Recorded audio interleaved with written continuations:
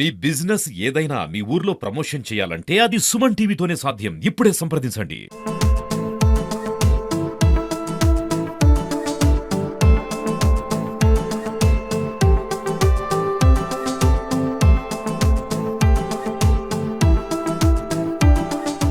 కోదాడ పరిసర ప్రాంతాల్లోని వరద బాధిత ప్రాంతాల్లో అంటురోగాల ప్రమాదం పొంచి ఉంది. దీంతో సూర్యాపేట జిల్లాకు సంబంధించిన వైద్య ఆరోగ్య శాఖ అప్రమత్తమైంది. ఎక్కడికక్కడ మెడికల్ క్యాంపులు ఏర్పాటు చేసి మొత్తం కూడా ఇక్కడ ముందస్తు చర్యలు తీసుకుంటున్న పరిస్థితి కనబడతా ఉంది. ప్రస్తుతం మనతో ఇదే అంశంపై మాట్లాడడానికి సూర్యాపేట డిఎంఎన్హెచ్ఓ కోట చలం గారు ఉన్నారు. సార్ చెప్పండి, వరద బాధిత ప్రాంతాల్లో ఎటువంటి అంటువ్యాధులు రాకుండా ఎటువంటి చర్యలు తీసుకుంటారు ముందస్తు చర్యలు? ఇప్పుడు వరద రావడము ఇప్పుడు ఆగిపోవడం జరిగింది.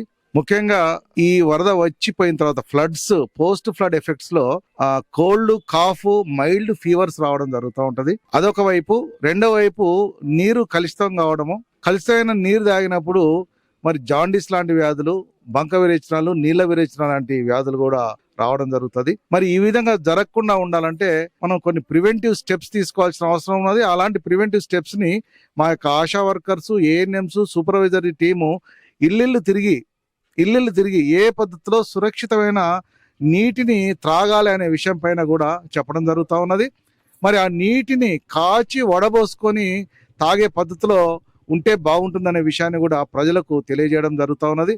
వండుకునే ఆహార పదార్థాల పైన కూడా మూతలు పెట్టుకోవడము, వేడివేడి పదార్థాలు భుజించడం, కొద్ది ఆహారం మిగిలినట్లయితే సురక్షితమైన ప్రదేశంలో పెట్టుకొని మూతలు పెట్టుకొని ఆ తర్వాత కొద్ది సమయం తర్వాత భుజించమనే విషయాన్ని మరి ప్రజలకు ఇంటింటికి, ప్రతి ఇంటికి హౌస్ టు హౌస్ సర్వే చేసుకుంటూ వాళ్ళ ఇళ్లలో ఏమైనా సమస్యలు ఉన్నాయో తెలుసుకుంటూ, సమస్యలను నోట్ చేసుకుంటూ, రికార్డు ప్రిపేర్ చేసుకుంటూ అదే పద్ధతిలో అదే క్రమంలో మళ్ళీ వాళ్ళకి అవేర్నెస్ కార్యక్రమాలు కూడా చెప్పడం జరుగుతుంది.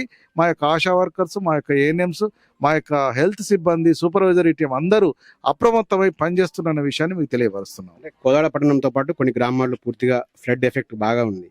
ఎన్ని క్యాంపులు ఏర్పాటు చేయడం జరిగింది అక్కడ? ఇది ఒక్క ఊర్లోనే చేశారా మొత్తం మిగతా చోట్ల? లేలే, ఎక్కడైతే ఇలాంటి ఫ్లడ్స్ వచ్చి గ్రామాల్లోకి నీరు చేరిందో అలాంటి గ్రామాల్లో అన్నిట్లో మేము క్యాంపులు పెడుతున్నాం. ఓకే, అన్ని గ్రామాల్లో క్యాంపులు పెడతాం.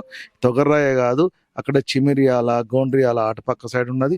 ఇప్పుడు ఇటు వచ్చే దారిలోనే ఒక గ్రామం కూడా కనిపించింది, కూచిపూడి అనే గ్రామం కూడా కనిపించింది. ఇది అయిన తర్వాత రిటర్న్లో కూడా అక్కడికి వెళ్ళడం జరుగుతుంది.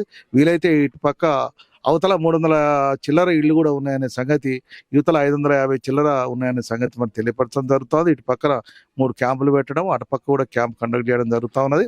అటుపక్క వీలైతే అటు కూడా మనం వెళ్ళి చూద్దామనే ఆలోచన కూడా ఆలోచించడం జరుగుతూ ఉన్నది. ఇది మొత్తంగా అంటువ్యాధులు ఏదైతే ఫ్లడ్ ఎఫెక్టెడ్ ఏరియాల్లో అంటువ్యాధుల ప్రమాదం ఉంది కాబట్టి వైద్య ఆరోగ్య శాఖ పూర్తిగా అప్రమత్తమైన పరిస్థితి కనబడతా ఉంది.